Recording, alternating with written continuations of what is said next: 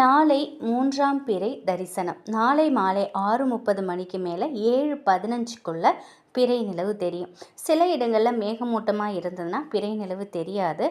அதுபோல் தெரியாத பட்சத்தில் நீங்கள் மேற்கு பார்த்தவாறு நின்று சந்திர பகவானை மனசார நினச்சி உங்கள் வேண்டுதல்களை வைத்தாலும் அது உடனடியாக பலிக்கும். நாளைய தினம் சந்திர தரிசனம் செய்யும் பொழுது உங்களுடைய வேண்டுதல்களை எல்லாமே நேர்மறையாக சொல்லணும்.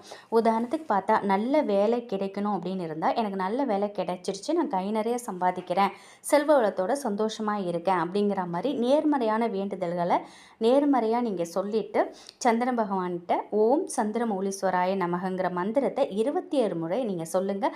நீங்கள் என்ன நினச்சி கேட்டாலும் நிச்சயமாக நடக்கும். கணவன் 3ஆம் தரிசனம் முடிச்சிட்டு முதலாக தன் மனைவியின் முகத்தில் முழிச்சா மனைவிக்கு லட்சுமி கடாட்சம் உண்டாகும்.